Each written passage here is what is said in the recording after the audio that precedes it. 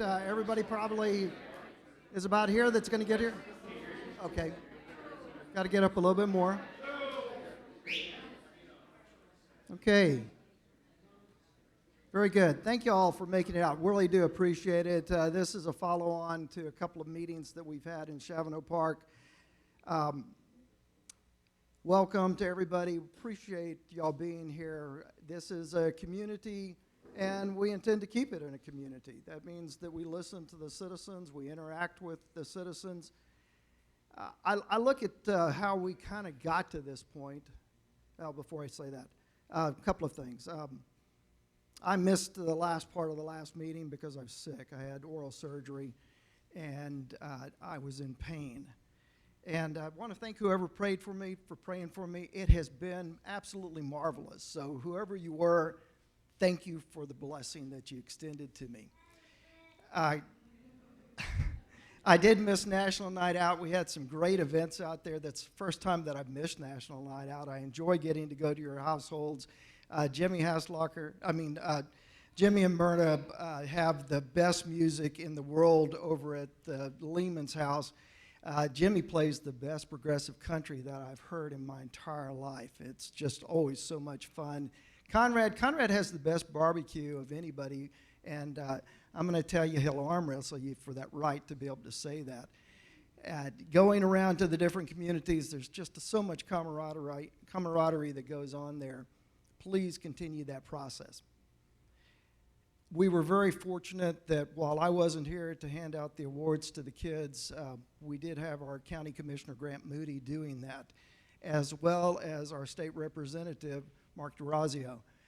Really, really great for our kids to have those picture opportunities with our state and county representatives. I appreciate the fact that they stepped up, and I hope that if you see those two gentlemen that you will thank them as well. We have had some amazing things that have happened just very recently on our national standpoint. We have a very large Jewish community. I've talked to dozens of the members of our Jewish community. It's probably 10% of our community who are of the Jewish faith, and they have been devastated by the Hamas hostages. They are celebrating. I hope that you have held them in your prayers. And I hope that you will continue to hold them in your prayers and let them know that just as they are celebrating, that you are celebrating with them.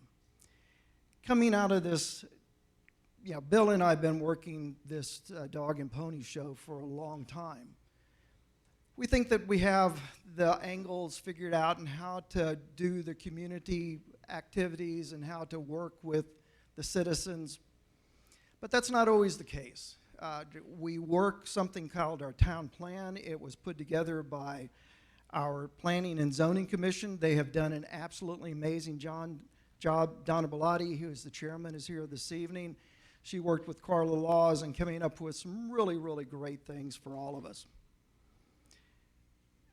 But as with all engagements, once the first engagement happens, that's when you figure out, well, did you get it right or did you get it wrong? I still think that the plan is a very, very solid plan.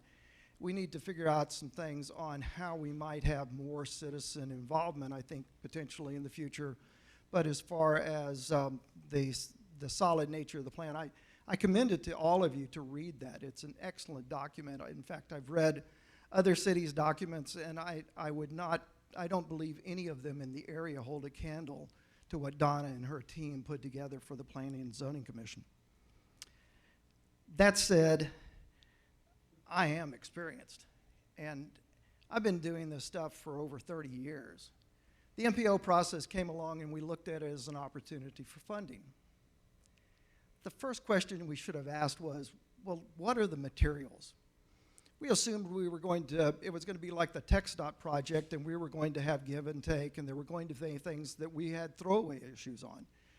And frankly, the sidewalk issue was something that we assumed would be a meandering sidewalk of 5 feet or so, and that it would not be concrete. If we'd realized that the Alamo area MPO had never authorized anything but concrete, I can guarantee you that I don't think any member of City Council would have authorize the MPO process at all. We didn't know. But we're a small town. You don't know what you don't know. We had never made that application before. I consider that to be my mistake because that was one of those foreseeable things that, in reflection, I wish I had asked the right questions then instead of later. As far as going out to our citizens, Maggie asked me, hey, what about going out to the citizens? Pete asked me the same thing in council meetings, and it's like, well, what if we're not going to get the money? And the answer was, do we have to take it? And the answer to that is, no, we didn't have to take it. And so we felt comfortable with the idea of, well, we're just not going to take it. I apologize to all the citizens who were upset because we did not communicate that adequately. That was a mistake on my part because I am the person who is responsible for communicating within the city. And that's something that I didn't get across to you in a timely fashion. We will work on the timeliness of that in the future. Bill's got a great presentation to talk to you about. Just for anybody who doesn't know, we did pull the MPO process. We met Tuesday of last week. Like I said, I got up in the middle of the meeting because of pain, and I didn't get to hear the rest of the story. We had 18 people, 19 people who'd signed up to talk. By the time we had 5 seconds to pull the MPO process, all but 5 of them had withdrawn their request to speak. We have a very good council. They pay a really good attention. We get some really great bang for our buck for the city of Chavano Park. I hope you're proud to live here. I know that everybody on city council is proud to be of service to you. Bill?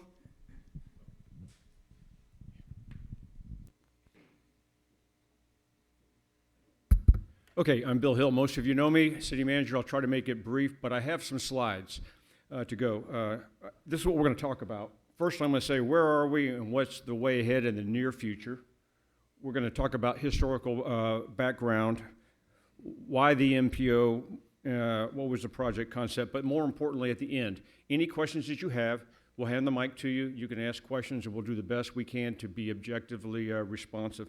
And then if you have general feedback, you're welcome to speak on whatever you want to talk about. Next slide. So bottom line up front, what's the way ahead? City Council voted and approved an action to withdraw the grant application on the 7th. I informed the MPO that we had withdrawn on the 8th, and so that there is no more MPO application. So that should work through there. We're basically going to reset this whole thing. So on the agenda for the 27th in our regular scheduled meeting is this agenda item, which basically will task P&Z to look at only the trail connection from Cliffside to Salado Creek, develop options, talk about considerations, pro and con, and then report back. And the idea is they'll take about 3 months to do that, and the target date is the last week in January. You know, if they are to engage with citizens, provide feedback, and report back to that. You know, if it takes longer, I would say to the Planning and Zoning Commission, don't just do it to the time, but if you need more time, come back to us. And we do have the chairman and the vice chairman here in the audience today to listen through here. Okay, so why do a town hall? Because someone said to me, hey, you've already disapproved it, why do a town hall? Well, you know, I come from a military background. We always do after-action reviews. We probably need a little explanation of what happened and how we get here. What were we even thinking? Because some of you guys are like, you guys must be crazy. But, you know, I don't think we, you know, there's no ill intent here whatsoever. Here's what I'm not going to do. I'm not going to try to convince you that you should do one element or the other element or the other one, because I know I'm not going to do that. I can explain what we were thinking and what we envisioned and what the possibilities are, so at least you can understand that. I will try not to be defensive. I don't really care about this project. I mean, in terms of, I'm not wedded to it. I have no personal stake in it. It's not a victory or a defeat. This is just simply a task. I'm a taskmaster. You give me a task, I'm going to find a way to get it done. I also know that there's elements of truth to every complaint and every concern. So every concern you have, there is some element of truth. And there's also some elements of complaints and truths can be easily mitigated and so forth. Okay. I'm going to give you next go to the next slide. I'm going to talk about the historical background behind this. And before I do that, and the reason why I'm giving this is because council didn't just wake up and say, city manager, go get a grant and find us $1 million so we can do this.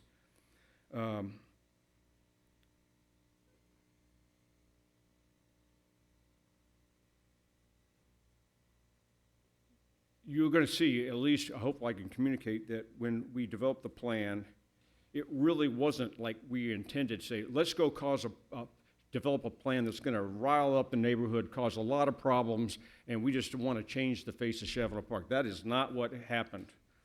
And before I review some of the historical dates, because you're going to think I'm just trying to prove that this is what we're supposed to do for the long period of time, I will refer back to John Willing in his discussion last Tuesday, and he said, I got you. I'm going to summarize. I got you. You have some previous plans you're referring to, but essentially when you develop a new plan, you got to reset, and you have to basically look at the environment and the conditions associated with what's currently going on. So I got you loud and clear, and I think that's a great comment. But it does inform us in perspective as to, well, what were we thinking? Why did we just come up with this plan? Next slide. Starting in 1999, there was a master development plan, and it was signed between the Rogers family and the city of Chevrolet Park. And it included requirements, a requirement for the developer to include pedestrian and bicycle circulation plan, which was approved by the city. I don't have that. The part in green is a quote from that plan. And again, you got a plan, that's an idea, you move towards it. Doesn't mean you have to do it. And every plan has to be funded, it has to be developed, it has to be done, all that. Certainly that wasn't done. I'm only just showing you since 1999, there was some strategic thought to this. Next slide. Also in 1999, there was the proposed 20-year master plan of City of Chevrolet Park. It was a citizens committee, it was very deliberate, probably one of the best plans I've ever read. I don't know how they had a master working through that, but in that, there were 18 key recommendations. Number 18 was there was an integrated bicycle walking paths trail should be developed in the 10 to 15 year time frame in or on locations such as Almost Creek. These paths and trails should be connected in a circuit that will tie all the areas of the city together while focusing on a municipal recreation center in the center of the circuit, which is the municipal track. Again, just a plan. Next slide. In 2010, there's the town plan right here. Some people think it's done well. Some people will argue that it's not worth what it's written on, but it was approved. Citizens of Chevrolet Park have expressed support for creating hike and bike opportunities in the city. The citizens and professional planners are convinced that such trails will enhance property values. And typically when you have amenities like that, it enhances property values. It doesn't distract from them. Provided the trails are comprehensive, safe, well-designed, configured to blend in with the rural feel of the city, they must be appropriate and prudent. Pretty wise, right? So if you're going to build something, you just don't go build it. Next slide. That shows some conceptual diagrams. Here you can see a meandering trail, just an illustration. There's that plan, there was, I think it was nine pages that were devoted in that town plan to hike and bike trails. Next slide. In 2012 and 13, the city was engaged with the city of San Antonio for a land swap.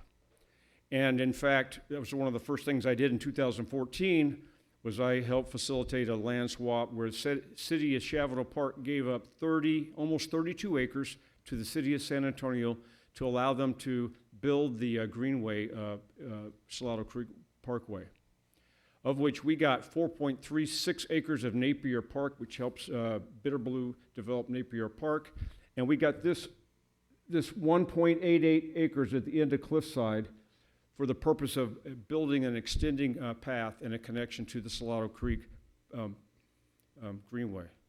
So before Bill Hill even showed up in Salado Park, this was in the works to do that land swap.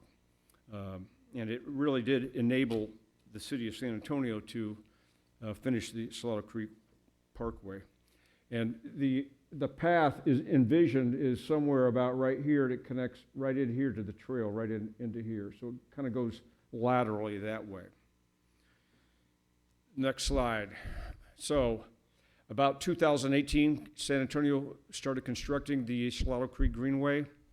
2018, we updated the town plan. It's right here. In that, the city of Salado Park will connect the city's sidewalks to the Salado Creek Greenway for easy access to San Antonio pathways by residents once the city of San Antonio portion is constructed in the 1819 time period. And so that's just, again, it's a plan. It's just data. That was a vision where you're seeking and you're moving towards it. No specific plans. In 2019, Planning and Zoning was tasked to consider options for the connection of the Salado Creek. And in June 5th, their commission held a public hearing. There were a number of residents that expressed their concerns regarding the trailhead, to include parking, increased traffic, safety, and to have the city closely monitor these concerns. The general concern summary was there were opponents to this trail and supporters, proponents, and we lacked funding. And so it was go on a hold, go into a hold basis. Next slide. Every year since 2021, the City Council goals and objectives, which are found typically, this is the 2020, okay, yeah, goals and objectives. The annual budget has 8 goals, overarching goals with subsequent objectives. So since 2021, in the budget, there has been an objective associated with improving the Salado Creek access at Cliffside. In 2020, Inwood subdivision, Inwood is right across from Salado Creek, built an access to the subdivision. It was initially ungated, later on it became gated. In 2022, the Huntington in Salado Park built a trail connection which is gated to the Salado Creek near the trailhead there. I've been there a couple of times. I've talked to the Huntington folks. There's not one incident that I know of that has been a concern there. In 2023, the town plan was updated, again, by the Planning and Zoning. The mayor was talking about that. And it included a section include hike and bike and pedestrian pathways discussing the importance of continuing to provide access to the San Antonio Trailway. In the 2025 budget, which was the guiding document last year, the goal was assess and consider options for long-term planning improvements for Cliffside Trail, reduce obstacles in the vicinity and so forth. This year's budget includes a very similar objective, and it also says including cost-sharing funding options through the Alamo Area Metropolitan Planning Organization. So all of that is just, okay, that's where we were. As John says, it's kind of a so what. Well, that doesn't mean you have to do it and when you're going to do it and how you're going to fund it. I got that very loud and clear. Next slide. Parking. So most of you know, if you voted here in a presidential election or a state election, that you have a challenge in parking. And part of the challenge is, we have an overflow, but it's not necessarily easy.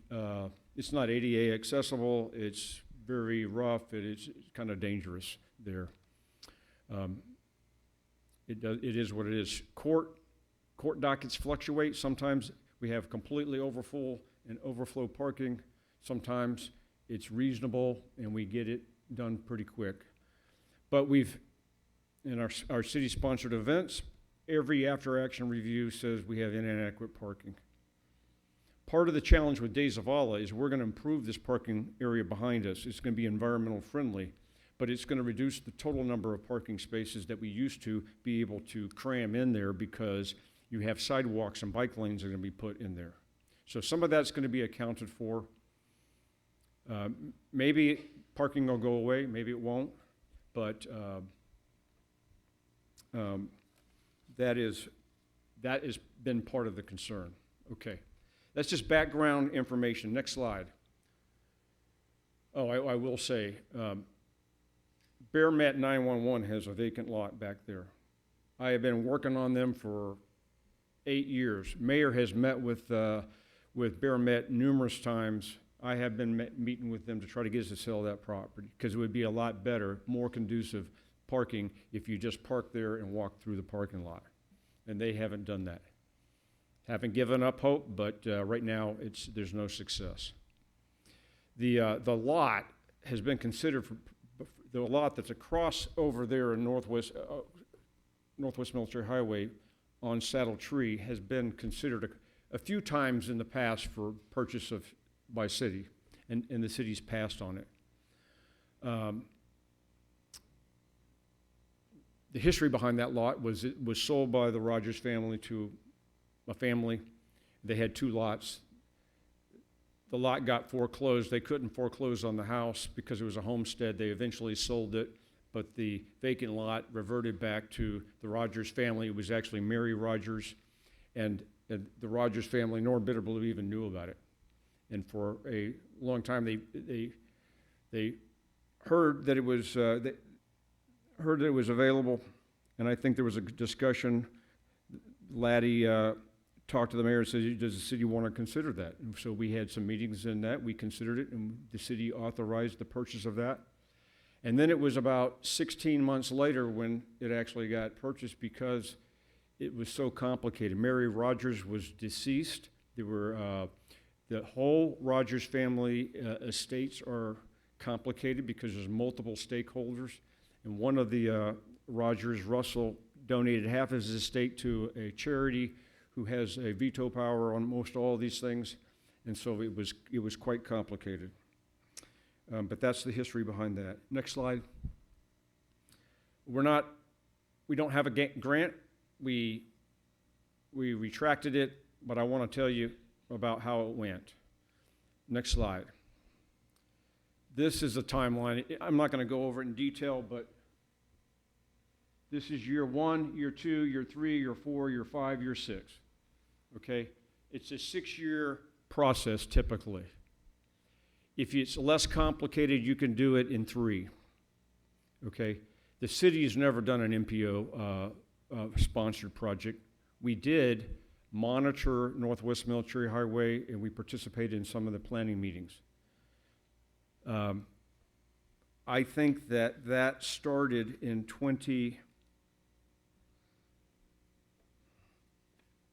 it was like a 4 or 5 year process from the time that the grant was approved for Northwest Military Highway federal grant until construction occurred. In the back of our minds, and I'm not exaggerating, that was, hey, we got plenty of time. Let's go get the funding, and all this stuff will happen afterwards. None of the engineering, none of the planning, none of the environment, none of that stuff occurred prior to TxDOT going to get the grant associated with that Northwest Military Highway project. What's supposed to happen in item number 1 up at the top is you're supposed to do preliminary planning and engineering and stuff like that. Essentially, the problem that we have today is that never got done. This is number 2, call for projects, was, as I understand it, out of cycle call that we got informed relatively. We got informed some, I think I heard about it in October. We didn't think nothing of it. We got a notice in December that says if you want to apply for a grant, somebody's got to go attend an hour, 2-hour training session. Curtis went and did that.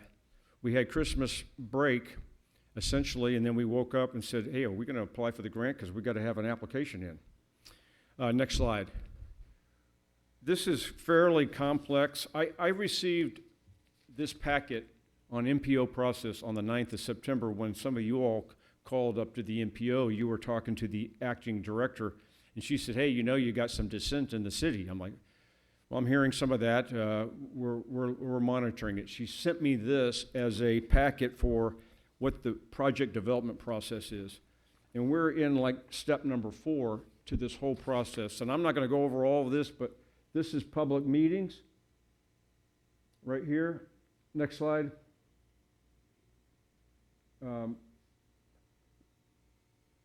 There's a public hearing. Next slide.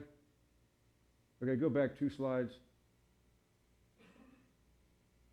Stakeholder workshops and public meetings. So, I mean, all that was going to happen. I mean, in hindsight, we can say we should have done that in the first part. We wouldn't be here. We probably wouldn't have put the grant in, but it is where it is. We are here.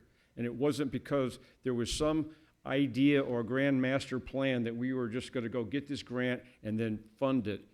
The funding was 3 years later. There was going to be planning. There was going to be all this stuff that, you know, theoretically would have happened. All right. Some of the questions that people asked me initially was, well, I don't know. I don't know what side the sidewalk would, you know, the bike lane would be on Windmill. We hadn't even got that far, you know. But next slide. Let's go through that. The whole point of that is this was a long process. This isn't like you get approved and you get the money and then you start building. It is a thing. Now, what did happen? Again, I kind of went over some of this. In December, we did the training.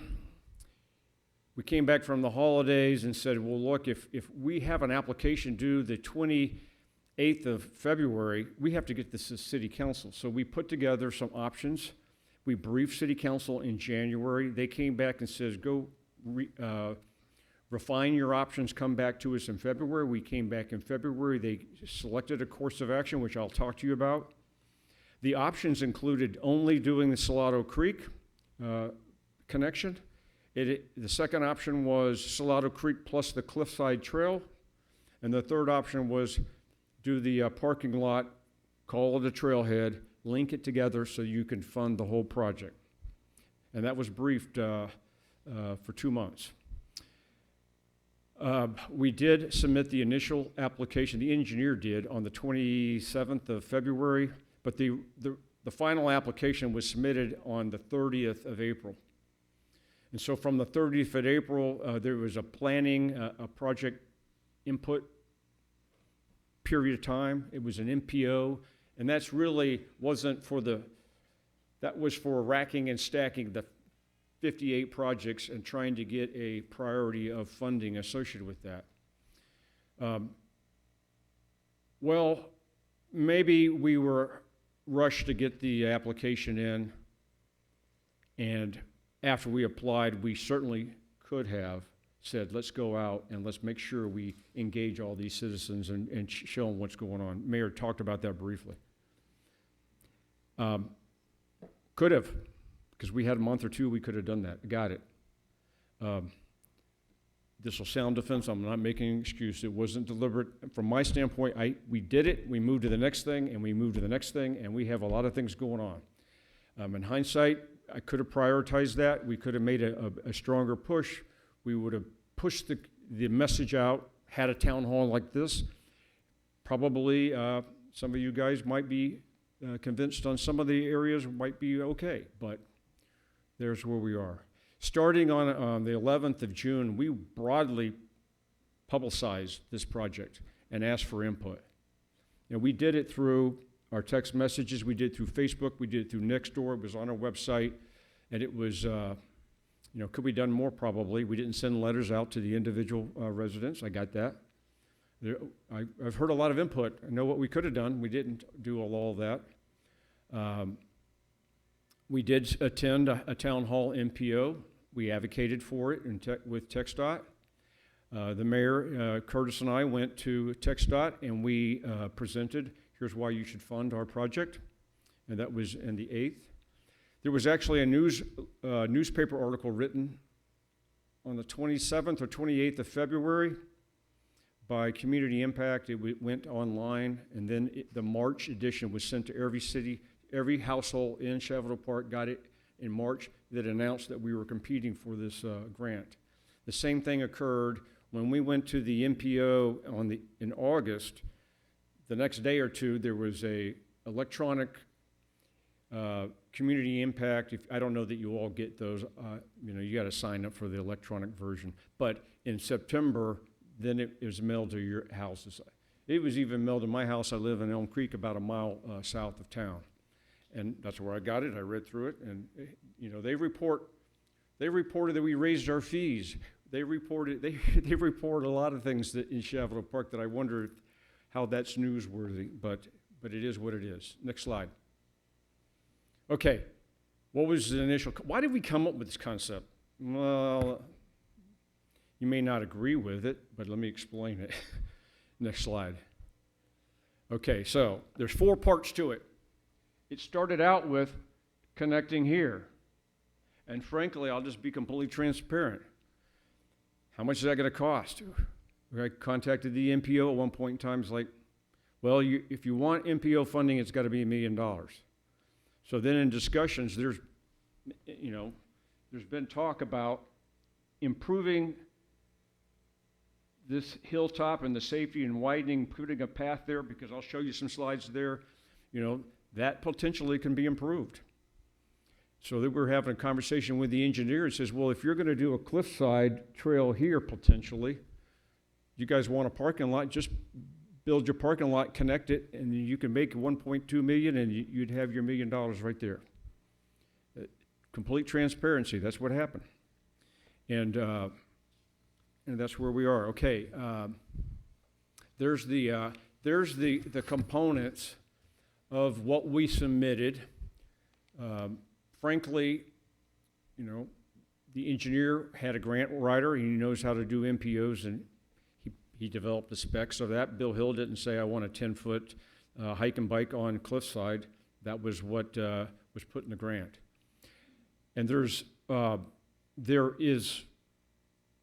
was our understanding that you get the grant, that you have an ability to develop the plans, change the plans, do things. And we did a lot of that with Northwest Military Highway. We did a lot of changing of the plans, probably why it took 5 years or so. Next slide. There's the cost breakout. You may have seen it. It's hard to read. The parking lot, Trailhead was about $400,000. The cliffside was about $488,000. The Salado Creek connection was under $100,000, but I think that's a low number, frankly. And then the 5-foot bike lane on cliffside was about $123,000. So that's what it was. Requires Shallow Park to provide 20% local funding, about $246,000. Next slide.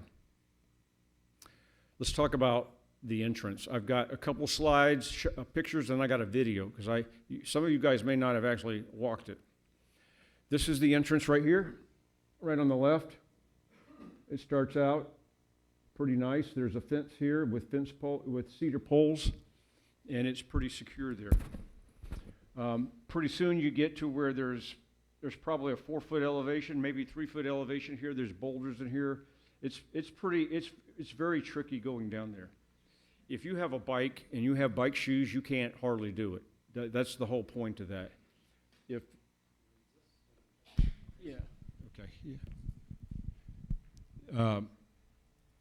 These rocks, it's hard to see, but you could see that there's skid marks scarring along most of the bikes of the rocks, because either the axle or bike shoes are hitting those things.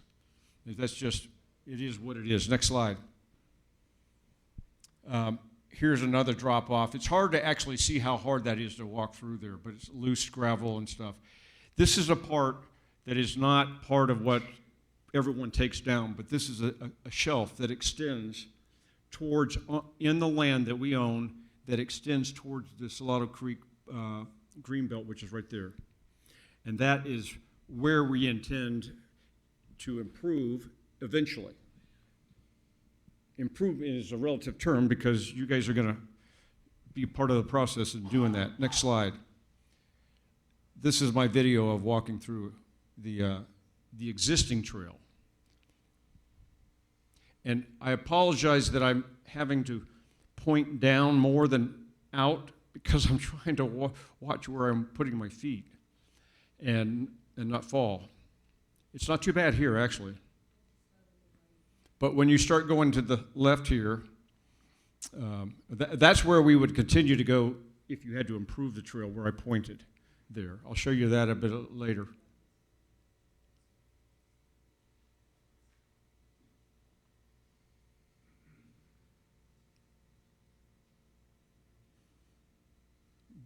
Big boulders and obstacles here. Yeah, they're great steps.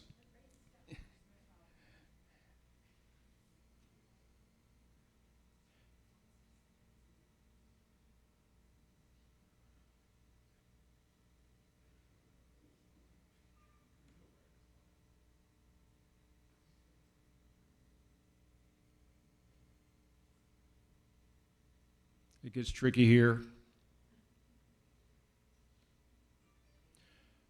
But this is not where we would propose to actually improve it. It's too difficult here.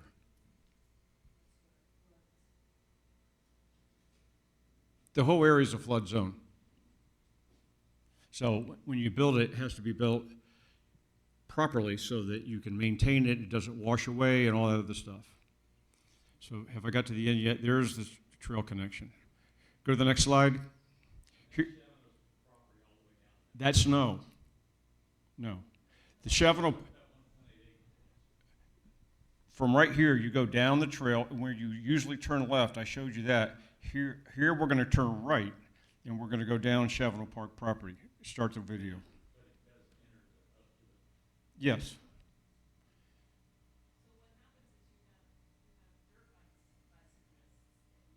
Yes, yes.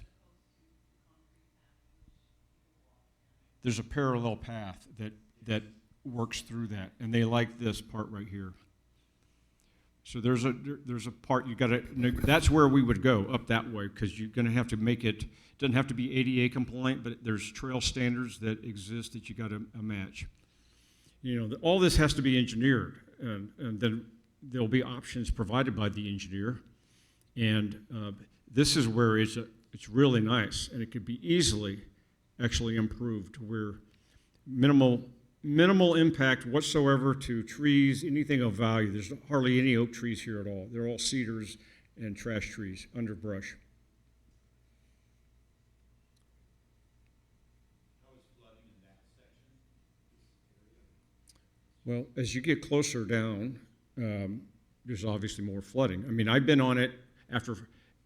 I am on this trail a lot. I ride bikes, and it takes me about 4 miles to get from my house to where we are. I go through Georgia Road, and I connect through that. I've tried Huebner, but it's too dangerous because Huebner has too many switchbacks there. I've actually fallen off my bike doing that. Next slide.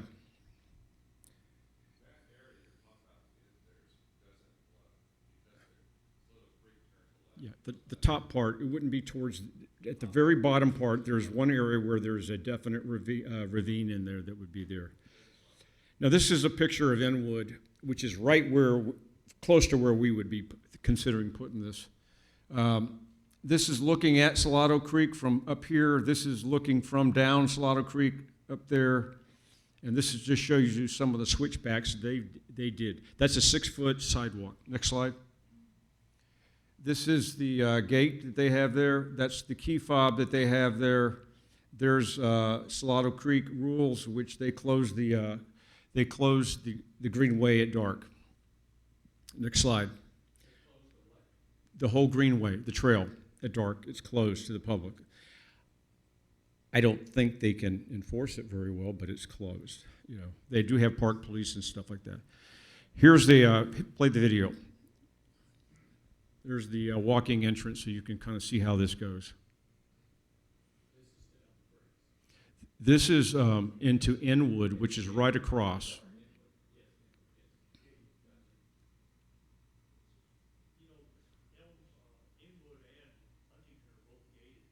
Yeah. Not yet. Well, some people want it, some people want it. If you guys are going to get a chance to put all the input you want. People can't drive into Oh. Oh, yeah, yeah. Yeah. Okay, got it.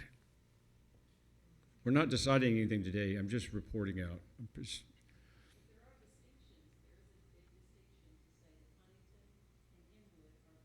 Yeah, yeah, they're gated communities for sure. Yeah.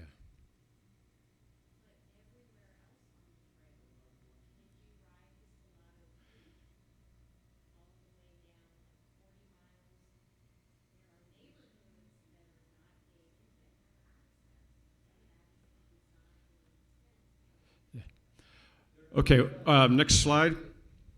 We're going to get some chance to this. Cliffside, what were we thinking on Cliffside? Well, everyone knows there's a big curve there. The point that I would one thing I would point out is our streets are 22 feet wide. And that counts 9 inches of concrete on the left side and 9 inches on the right side. So it's really about 20 and a half feet is the asphalted portions of that. If you Google what's the average width of a residential street, it's 50 feet. Realistically, most of them are 30 to 40 or something like that. The older streets, typically in the United States, when they were built, were narrower than the newer ones. I measured my house; it's 30 feet. I'm only a product of my own personal experience. We have a lot of walkers, just like you guys do. A third of them walk on the wrong side of the street. It's maddening. And I try to pay attention, and I roll down my window and say, you really ought to walk on the other side.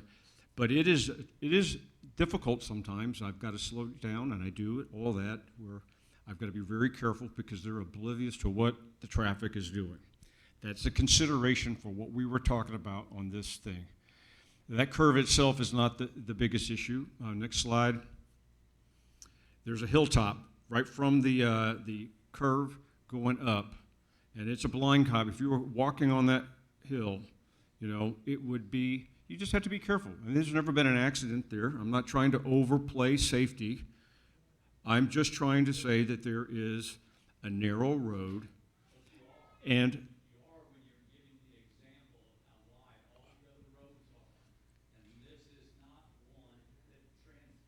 yeah. It's just a fact. 20 feet is the bare minimum allowable. Yeah, but you're using San Antonio, a neighborhood where they have throughput traffic. That is not a throughput traffic. That's Fair point. local residents. Fair point. I got it. The city on the other side of Cliffside owns the smallest width is 9.5 feet. I've measured it, maybe 10. That's to the fence line. A lot of this right-of-way that's on the other side, on the back side of Cliffside, is 30, 20, 15 feet. So the next slide kind of shows you, well, there's an example of where you might put a trail, and you would meander through and try to avoid the trees. And it would take people off of Cliffside, and you could walk parallel. Doesn't mean you're going to do it. It was just the idea. You were asking what we were thinking. Okay? You may say it's a really bad idea. This may never see the light of day ever again. I'm okay with it. I'm not wedded to this. We're just trying to explain what happened. Do I have another one of these slides? That's 30 feet. That was me fat fingering a path. I don't know how. It can be whatever you all want it to be, if you want it. Do I have another slide? Okay, go back. Many of the residents on Cliffside have already cleared out this right away. And some of them have said, we want to see the horizon. We want it to be neat, okay? Some of you may not want that. Maybe you just want to be overgrown and whatever. Most of the trees in there are trash trees and cedar trees. In this case right here, they've saved most of the oak trees, and there's not every area, but in this particular area, you could put a path in there. It would be easy to do that. You would take out no trees. There would be some trees, especially like when I went and looked right across from Joy's house there. and the Lions House, you know, the right-of-way is only about 15 feet. If you were going to put a trail in there that's sizable, you'd have to take some trees out. But it's not as many as people would say, and I would say that in the planning process, we would be individually talking to each and every one. Every tree would be considered. We did the same thing with TxDOT, believe it or not. I personally walked TxDOT, and with their engineer, marked the trees that we could save. Next slide.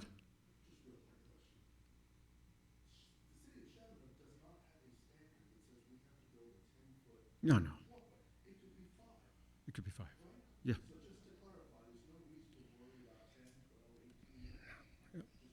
I don't think you'll ever build one there, but we'll see. This is Elm Creek, okay? This is what I was thinking.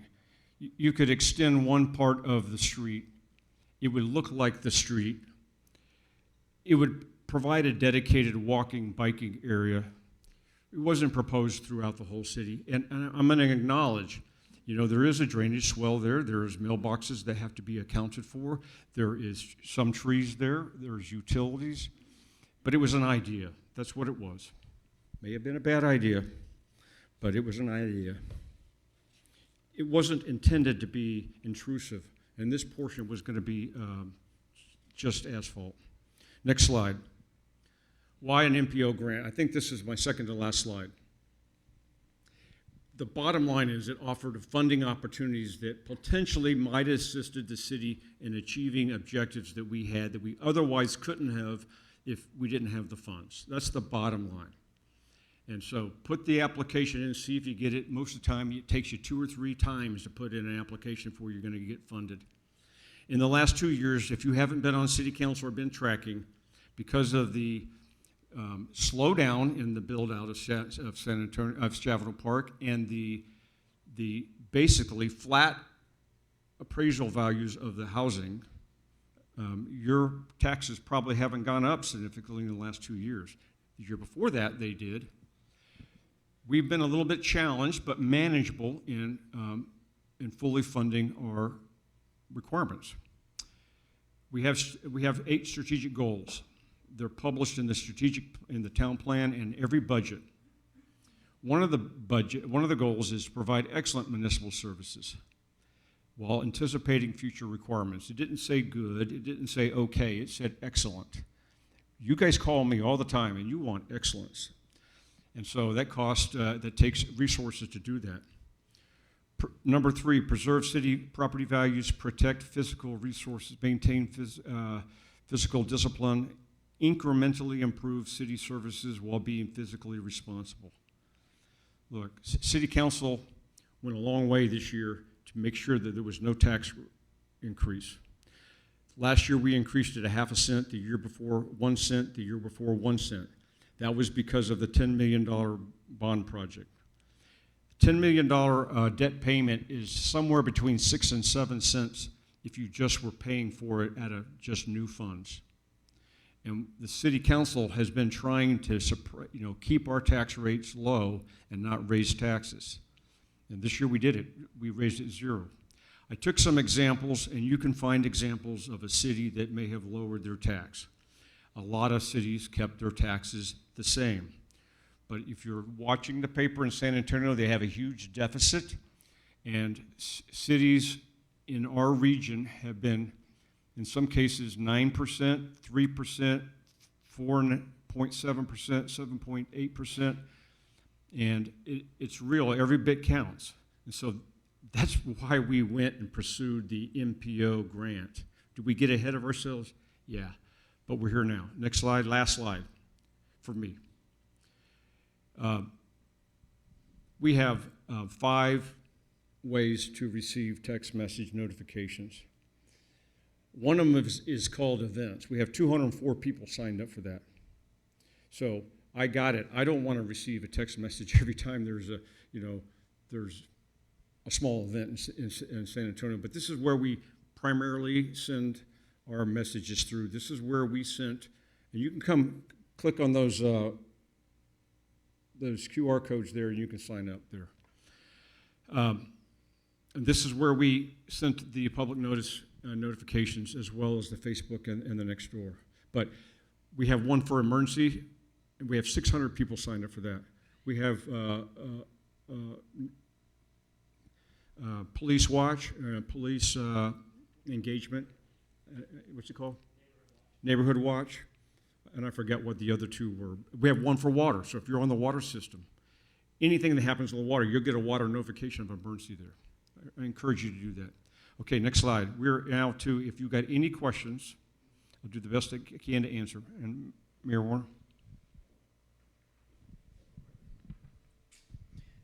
Okay, just want to let everybody know that we have 5 of our council members, all 5 of our council members here this evening. You may feel more comfortable not participating in the Q&A, and that's absolutely fine. Pete, would you stand up so they can see who you are? Pete Miller's right here. I got Conrad Kirkendall. Conrad, if you'd stand up so that you can see Conrad. Maggie is at the very back of the room in a more comfortable chair. Lee is walking forward toward me. He's got a nice Carolina blue shirt. And Buddy Alleman, would you stand up so that we can see them? They are here to answer your questions too. You may feel more comfortable not speaking in a public setting. I understand that. If you want to speak with one of us, please do so, and we invite your participation. So, Bill? Curtis is going to have the mic. If you want to be recognized, he'll provide you the mic.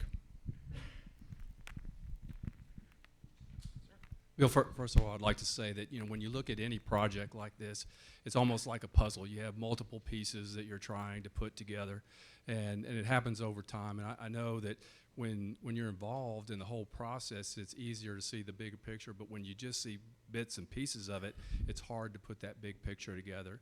And I think you did an excellent job of describing the process that we went through and the thinking at the time. So thank you very much for Sorry it was so doing that. long.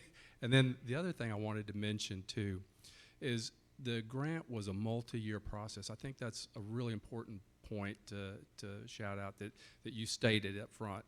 And the part that I think that wasn't real clear is there was multiple exit points over that time period is the way it was presented to City Council. So at any time, we could opt out of that grant, but it was an opportunity to be able to consider the opportunity. So it was brought forward. So it made a lot of sense. The other thing that I'd encourage you to do is to go back and look at the February City Council meeting. There were several council members that raised their hand and said, we need to notify the citizens. Buddy was one that raised his hand, and Lee was the other, that said, we need to notify our residents, especially those that live on Cliffside. The question was always, what's the right timing? And maybe we got it wrong, but the project had multiple exit points, and so we didn't think it was urgent to be able to communicate that because the construction wasn't going to happen. I mean, it would be multiple years before it happened. The other thing is, I think, is to notice that the mayor and council are very committed to keeping your tax rates low. And again, this is one of the cities, one of the few cities within the Bexar County area where you've got the lowest taxes, and it attracts a lot of people to our community. So, but Bill, thank you. I thought it was an excellent presentation. Anybody else? So I'm pretty loud as it is. So. But other people can't hear you. Yeah. And we're recording okay. this. So that's fine. Okay. So I agree with your parking lot that you're trying to do out here. You use the word dangerous, and I think people throw out the word dangerous and safety so often that people panic over it, because I've run small businesses, and that's usually what happens. And by the way, you guys did do a great job on presenting it, and that's why I probably got so many questions on it. So I do agree with your parking lot situation, trying to figure it out, because I agree that, on the events on the weekends and things like that, you've got an overflow. And it would be great if you could keep it on this side. But all of a sudden, when you switch it to that side and you start throwing in the Salado Creek entrance, that opens up a whole nother can of worms, because that's not trying to solve this problem. You're working on another issue with the Salado Creek. And so I get trying to solve it here, but if you put that parking lot over in there, you're inviting everybody and their brother in San Antonio to come hit the trails down there, because anybody that lives in Chavano Park on that side of Northwest Military isn't gonna use that, Yeah. the parking lot, okay? And so I get that part of it. And in the Inwood, how they did theirs, it looked great. We could learn from some of their mistakes that you guys had mentioned along the way, along those lines. From a safety issue, once again, I would love to see the statistics of the safety issues of where an accident, where an individual has had or on walking or on a bike has had an accident with a cars in this neighborhood. Because my wife walks this neighborhood for 20 plus years, and we don't hear of them. We agree with what you're saying. People sometimes walk on the wrong side of the road, that kind of thing, and maybe that should come out in the newsletter or something like that. Almost a compromise on the corner down there where it goes into Cliffside. That sharp curve is to do your little bike lane, but maybe just stop it at Ben Oak and then maybe 100 yards past it up the hill. But there's no reason bringing that all the way back. We've never had an issue with it. I've heard issues with animals deers running into the side of cars, but not an issue with people. Everybody's respected. The drivers respect the bikers and the walkers, and everybody seems to get along. I can promise you that, I promise I wouldn't try to change your mind. I'm not going to. But if we would have built that Salado Creek, that Cliffside thing, we would have done it with much input. It would be something I would predict that you all would have been so proud of, and it would have been an amenity that you would have been on all the time. Because we wouldn't have done it substandard. It would have been the best we could have done. Where's the issue with walkers right now? Like, are walkers saying this is unsafe walking the street, we need a trail? Yeah, okay, good point. I've got it. I'm not gonna try to convince you. Yeah. But if you, I walked down exactly what he did, and he's right. That's Jensen's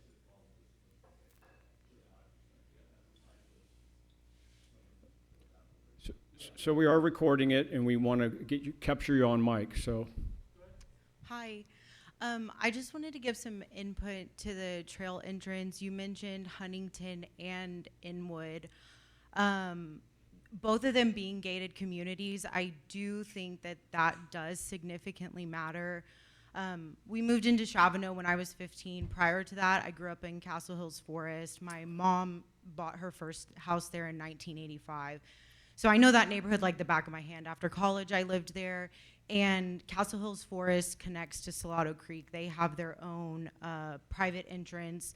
And I can honestly say that I feel like it personally, it changed the neighborhood. When I had the opportunity to buy a house in Chavano, I could not wait to get out of there because it did bring a different demographic of people into the neighborhood, and there were a significant amount of cars. The neighbors that live along George Road by that entrance were having cars come in there and park in front of their house. And it's a voluntary HOA there, so everything is, you can't really enforce too much, but it did make a difference. And I'm not saying that it would be completely negative, but all I'm asking is that if you guys do improve our entrance, to please do take into consideration that some kind of gate or something like that, because I know, I'm in my 30s now, and I grew up in that neighborhood. So when I moved out and bought a house over here, towards the end of living over there, I walk my dogs every single day, and I have 2 big ones. And so, but I was scared walking them, and that's so, back here I don't worry about it, and now I have my baby and my 2 big dogs. And so I would just ask that you guys take that into consideration, because I did live that experience. So Thanks. And parking is a concern, but we have police, and it won't be an issue because we'll just give them a citation. We can enforce that pretty easily. My husband and I live over in Chavano Creek, so the Salado Greenbelt doesn't affect us personally. But I have friends over there, and in part, I'm speaking for them too. We've lived in Chavano Park for over 25 years, and throughout that entire time, we've been avid hikers of Eisenhower Park. When we first got here in 1998, the parking lot was essentially always empty, and we rarely saw people on the trail or dogs. Over the last few years, the Greenbelt has basically connected up with Eisenhower Park. It parallels it for quite a distance. The parking lot is always crammed full. The trail is always crowded. Oftentimes, there are people with dogs that usually, well, sometimes don't have them on a leash. So that's an issue if you're walking your dog and somebody comes along with a dog that's off leash. That has caused problems for us in the past. I see no reference to restroom facilities at this trailhead, and I will tell you what people do in the park if there's not a restroom easily there. Also, their dogs defecate along the trail, and my common comment to John is people are pigs. They don't pick up after their dogs. Even if they sometimes put the poo in a bag, they leave it on the trail. Who's going to be monitoring that? And who's going to take care of the people's homes who now have these trails going right out in front? Are they going to have to go clean up? Are we going to have a crew that goes out and cleans up the trail? We've seen what's happened to Eisenhower Park, and it's not good. To answer your question, okay, we'll, like everything else, we'll assess and solve the problem when it occurs. I think we're talking 200, 300 feet. It's not a big connection there, and pretty easy to maintain. I'm going to take a different tact. Brian Mickelton, I've lived out here for 37 years. I'm going to actually congratulate you for trying to do something that's been in the plan for 20 years, number one. I don't think you need to apologize as much. There may have been some mistakes made along the way, but I think that the goal here is to build not a trailhead, but an access point. Those are two very, very different things. So the concerns, perfectly valid about toilets and all that, none of that applies to an access point.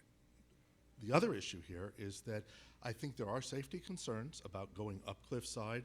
I think there's a lot of ways to solve that problem. I'd also like to see this split into 3 different areas, which is sort of what's being talked about. So if the issue is we want an access point, that's number one.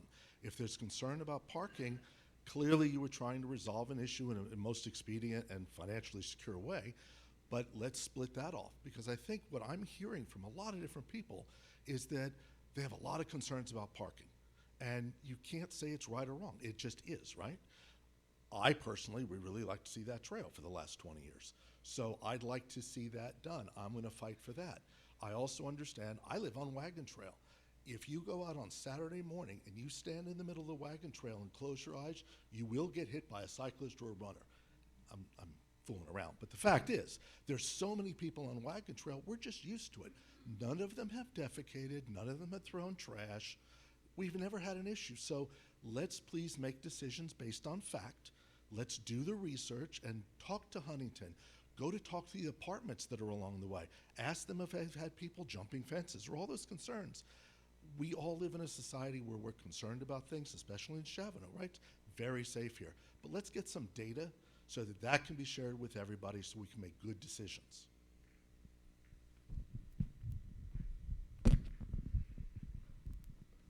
How you doing? My name's Steven. I live on Old Chavano, and I have 3 young kids. We love riding our bikes, both in the neighborhood and on the trailhead. And when we want to go to the trailhead, we look on the trailhead website and find a parking lot. I guess my question is this parking lot can be publicized to all of San Antonio as a location for people to park and then try to go to the trail? And the distance between the parking lot and the trail is roughly a mile. And the people that typically go on the trail are walking between probably 2 to 3 miles. They're not going to be avid bikers like yourself. So 1 mile there, 1 mile back. That's turning our neighborhood now into the park. It's not turning our neighborhood into an access point. Safety. I have children. My children get the opportunity to ride around the neighborhood to other friends' house with young kids. Now I'm worried about their safety for other people that are going to be attracting people all throughout San Antonio. So my question is that parking lot going to be shown on the trailhead map for the city of San Antonio, allowing everybody to know that that is there? If we're looking for a parking lot, find a location for the parking lot. But let's not publicize that in the city of San Antonio for anybody and everybody to know that that's there, because I feel that once we build that parking lot, the entire neighborhood is now going to become a new walking trail. As it is, it's beautiful roads, and everybody's going to know about it. I grew up in Woodja Chavano down the street. I knew nothing about the neighborhood of Old Chavano. I knew every other Chavano. Soon, if this is built, the entire city of San Antonio is going to know about this, and it's going to be the new walking, biking neighborhood with more eyes in the neighborhood, less safety. And what happens when more people that are coming from outside the neighborhood are going to walk there? We've got crime, we've got everything else. So will that parking lot be publicized on the Trailhead map? Well, there won't be a parking lot, right? It's dead. So it's dead now. Understood, but would it have been there? Would it have been there? I don't think we thought through that. We went and just basically applied for a grant, okay? And so I can say that's a good point, okay? I'm not arguing your point. I personally thought about it, whether I'm right or wrong, and said, I'd never take my bike there and then ride another mile and a half, and then, because putting your bike on a bike rack and going. Do you mind answering the question? I appreciate you. You're a great biker, and we've got some other people that are advocates, but you're I'm talking trying for to. yourself. There's majority. If we took a poll from everybody on the trail, they're going to tell you I go between 1 mile and 3 miles, 2 miles. They're not going as far as you. And so I appreciate you giving us your perspective, but I think if we took the majority perspective of everybody on the trail, the distance is probably 2 to 3 miles. 1 mile to the trail and 1 mile back. It's not a warm-up for everybody. That's the full distance. What was your question? I'll try to answer it. Well, what would the parking lot, would it have been on the Trailhead map? Well, Well, just it would have.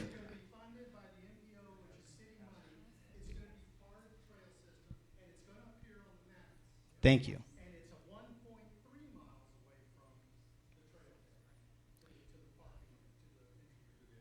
I ride it 6-7 times a week, 40-50 miles a day. This is dumb. We need the trailhead. We don't need any of the rest of the stuff. No, quit cutting trees down. Quit paving over stuff. So, I guess just to go back to your the task at hand for the P&Z that's starting in the next month or could you so. go to slide 2? I just want to clarify that the scope that you're asking them from is from the opening in the fence down to Correct. Salado.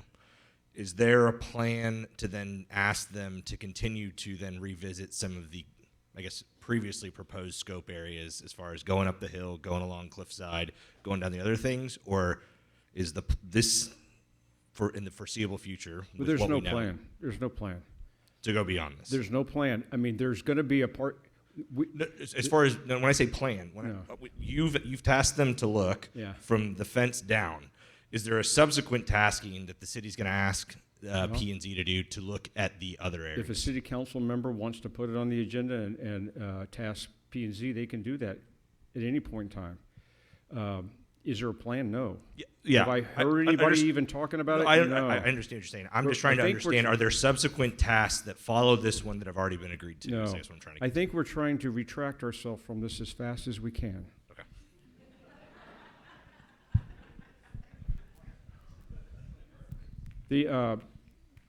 Yeah. Bennett Klausner, 106 Saddle Tree.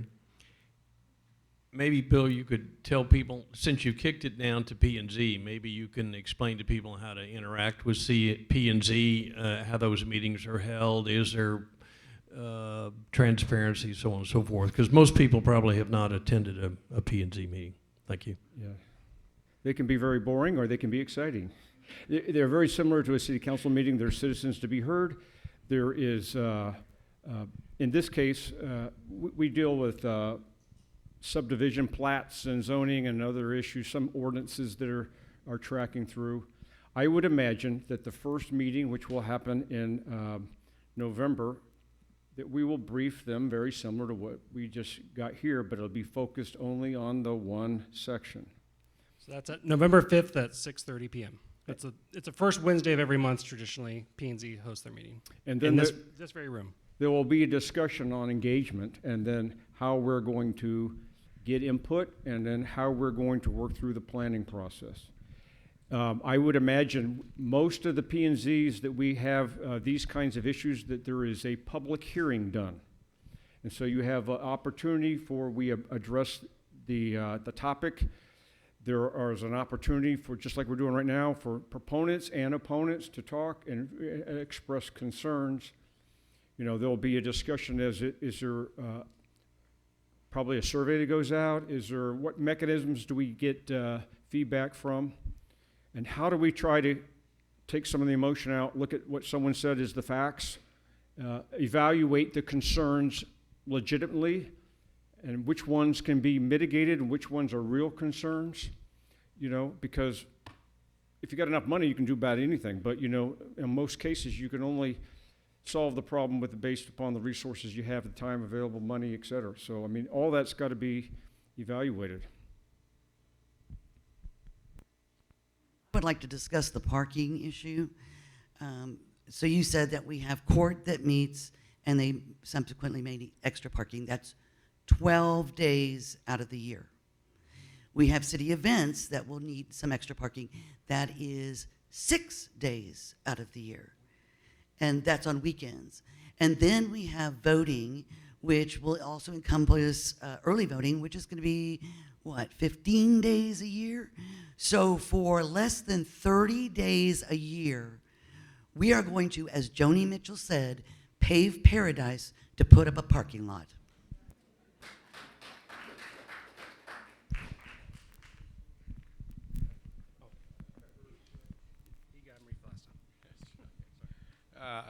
I'm Cliff. I live in Happy Trail. I live here for 33 years, and I am an avid biker, just a full disclosure.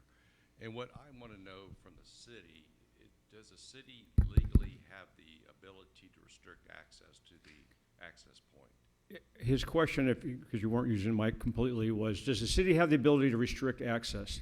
I talked to the attorney, and like a number of city properties, pools, an easy example, you can restrict property. There's certain ways you can do that. Do the exact method and means, have I run that through the attorney? No. I mean, I would think that would be in the development process. What are our options to do that? Does someone even want to do it? You know, I had an example of a key fob system. I was in the military. I used a card. You know, when you do that, you know, you sign it out to someone. It's got a code on it. You know who comes in and who comes out. If there's any mischief going on, you know, you can figure out it happened on this day, who had access to, who came in through the trail and who didn't. I'm told, and again, until you actually ask the specific question and you give examples, you know, I'm told we can do that. How we do that, and whether we want to do it or not, that's all going to be worked out. Yeah, well, thank you. I think it's important if we restrict access to the trail to the Chavano Park citizens, then that would mitigate a lot of other concerns of other people coming into town and making it not what it is today. And to answer other questions, my wife was hit by a truck at North Warbler Way and Military Highway, and she broke her knee. And that was before Military Highway was redone. Now we have bike lanes, and we have a turning lane. It's a whole lot safer now for cyclists to get across and through Military Highway. So it's important that we build this trailhead, our access point, and connect it to the Salado Creek in a safe manner. That I have a granddaughter, or two grandkids that, you know, they're in strollers, and how do you navigate that tortuous thing with the stroller? You know, it's okay for a hiker with hiking boots, but not for all citizens. So we need to build it smartly. As you mentioned, the Hebner Trailhead access point is very tight, difficult, technical, downhill. You know, it's hard to do that. Yeah, I'm sorry. So, you know, it needs to be a lot of smart planning here, and I think we can make this trail a wonderful thing for the city and make it safe and not have people hit by cars. I remind you, there's nothing in the budget this year for the next 12 months that's planned for this.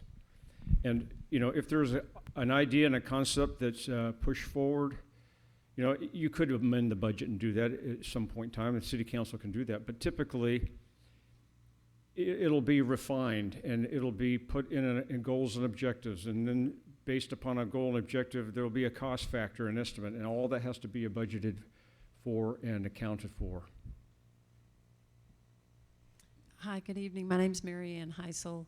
I was just going to go back to what Mr. Klossner talked about, how to get involved, planning and zoning.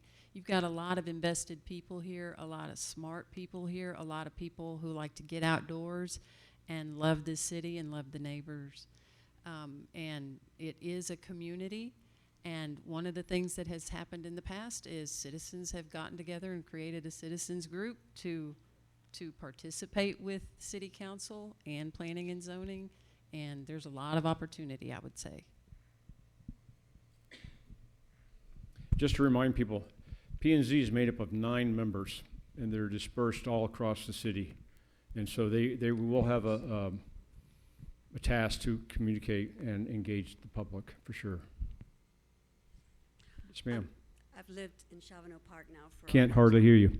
I've lived in Chavano Park for almost 20 years now, and I think the thing that I love about this place is that it feels like a bit of country in the middle of a city, and that has drawn me so much to it. I live on Hunter's Branch South, so we're lucky to have birds and all of this stuff. I'm going to sound like such a tree hugger, so forgive me for this.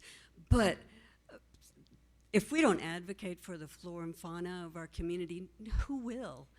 And I'm worried about that. If I felt that we could do it in a way that would not or barely affect it, I just don't see how we possibly could, because that tree that looks like junk to us is important for something out there, and there is so much of that we're destroying. And what I love about this place is how humans and wildlife have learned how to live together and cohabitate, and it's lovely and it's unique and it's special and it's just for us, and I think it's just lovely. I would hate anything that would interrupt that.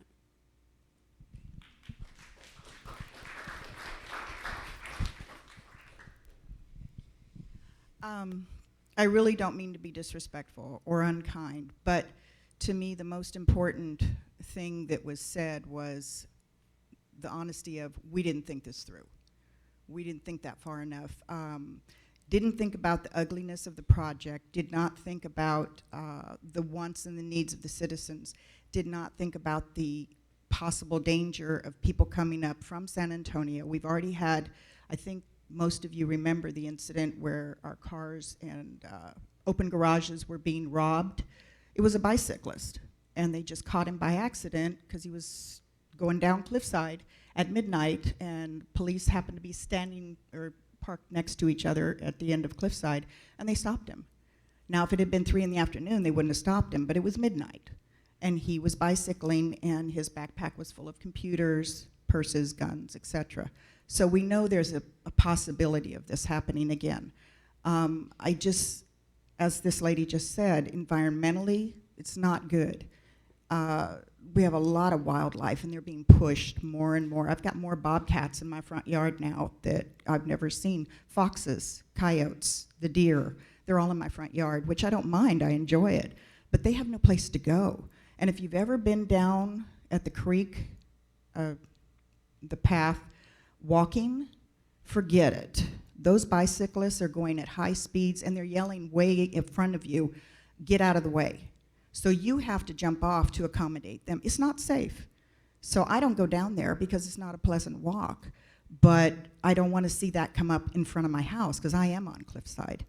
And it's dangerous. It's dangerous for us. So who is this being built for? Is it for us, or is it for San Antonio, who's growing exponentially? I mean, it's just more people coming into a nice, quiet area. It's pleasant, it's country, and they want to enjoy it, but unfortunately that impacts us.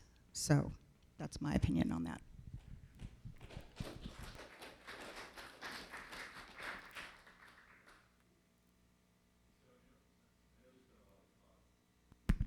About the concerns for trail maintenance. So right now, I just had a question. Who maintains that section of the dirt trail between Cliffside and the Greenway? Well, we periodically have our public works go down there, but you know, it's not a regular maintenance thing. We had a Boy Scout Eagle Scout project that did some improvement on it already. So, I mean, we have trail system back here, And we started out with just cutting it out, and then we put wood chips on it and kind of marked it, and then we found some crushed asphalt, and we incrementally improved that, and then we started putting crushed granite, and we've had 3 or 4 Eagle Scout, Boy Scout projects back there. But our Public Works maintains that. It's not too hard, but it takes a periodic inspection and blowing off the leaves and acorns and stuff.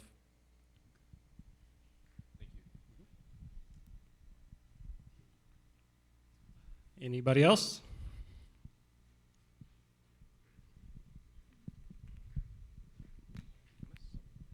Hi, Louise Chumley, 300 Cliffside. I just want to say that it's great that we're having this meeting, but this meeting should have been back in January when you all started seriously discussing going ahead with this bike and hike trail and getting the grant and all this other stuff. This is way after the fact, and that's not Chavano Park.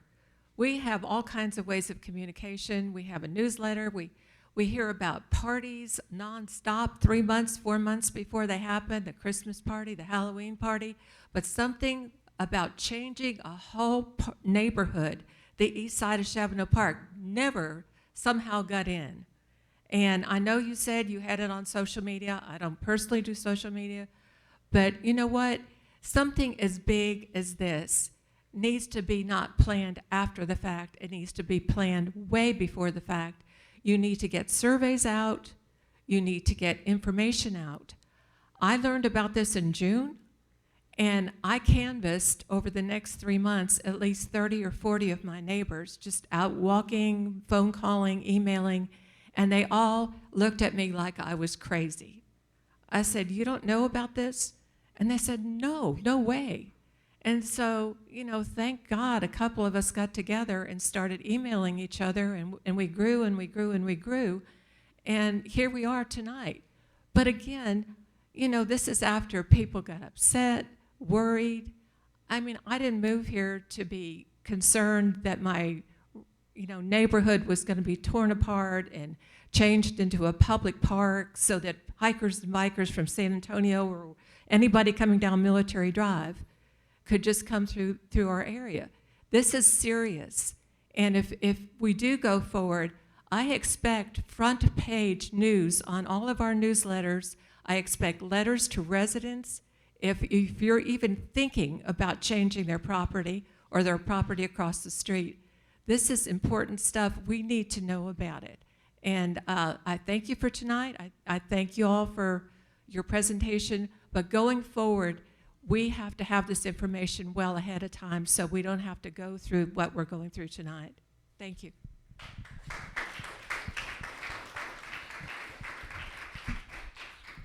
Got it. My name is Kim Lane, and I live on Saddle Tree Road. You got to talk with a mic close so Okay. we can pick it all My name up. is Kim Lane, and I live on Saddle Tree Road. I've been in Chavano Park for 28 years.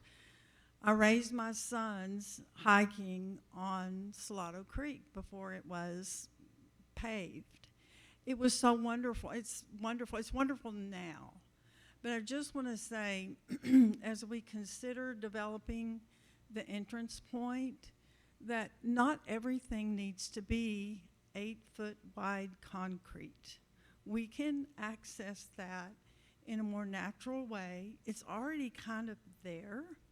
I think we could spend minimal money and still be able to safely get down there and not draw so much attention to that entry point.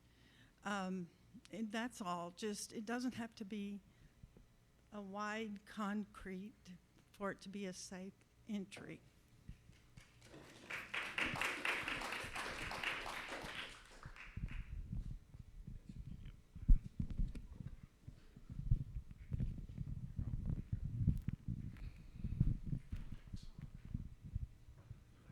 So my name is Bob Heintzelman. I'm at 115 Saddle Tree, and I was just going to ask. I was going to ask Bill to kind of mention something that I've gotten a lot of calls from people in regarding the parking situation that has come up over the years, and I think what was said tonight is very true about the events that we have, and it is a imposition for a very short amount of time. When I was on city council, we talked about not having the elections and eliminating that, but most of us felt that wasn't a good thing. We felt like it was a very good thing to do for our community, but also the city of San Antonio.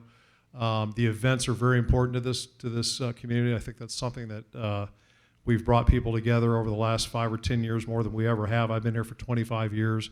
I'm seeing young families participate in many, many things now, which has been incredible. But the question that's been raised to me by many residents recently is, we have this municipal tract. We've done some of the work on it. The natural trails have been great. We have the ability to have people meet in the pavilion and use that for events. That's been very nice as well.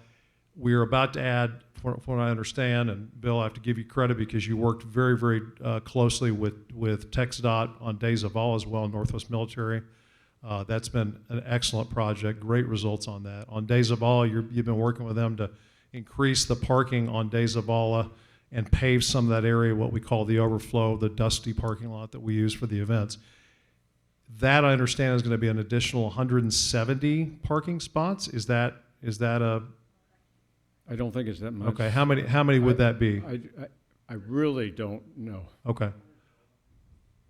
112 maybe? 112, and does that include the cutouts that they're talking about doing Yes. on Days of All that will allow, okay, so that's 112 additional spots. So the question is, and the question that's been posed to me is, we have this municipal tract, we have some additional land down on Days of All where we have the road that goes into the well and some of those things. Is there a possibility, and this is being asked to me by several residents, and I've thought it myself, can we look at that for additional parking if needed, which is on the side of the municipal tract where everything else is? It's not in a neighborhood. It doesn't impact people's homes per se. It's possible. I don't know who. You'd probably have the same reaction if we wanted to do that there than this. So, but I don't know. It's not planned. I think the best thing right now, if we're reset. We're going to look at this connection point. We're going to complete Days of All. We'll build this overflow parking, which will be environmental friendly. It's not going to be concrete or asphalt. We'll see what happens when it's in the plans. We already have it engineered. We have materials for it. We're considering a different option, and we'll see how that goes. And maybe then we monitor the events, elections, and see what is what's coming out of that, what's the need, and then what are options can we do? And maybe that's 2, 3, 4, 5 years now considering.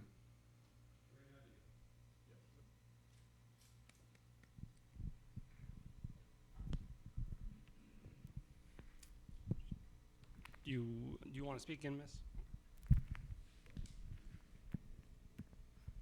I'm sorry. Could you explain what you just said?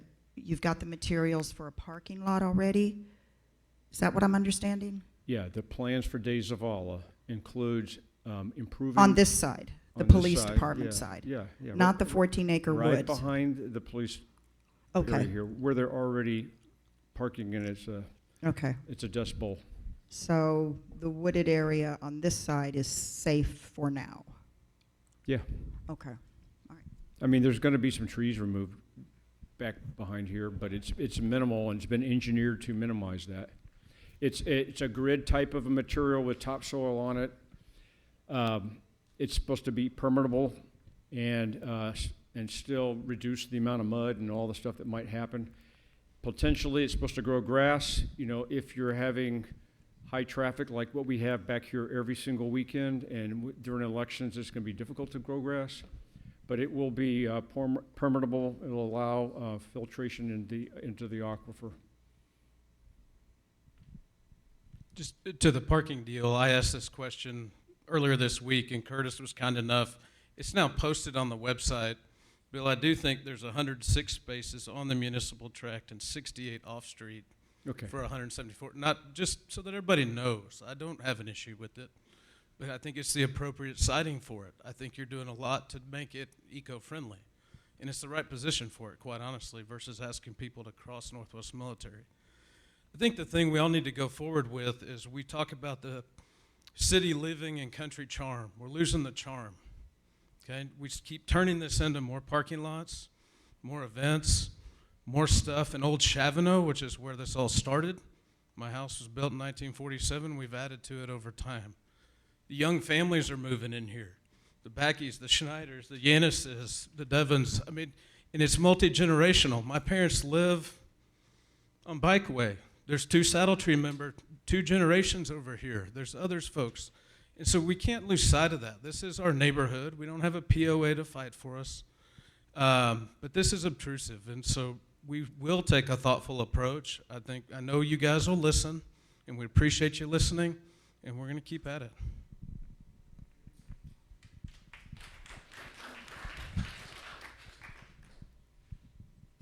Okay.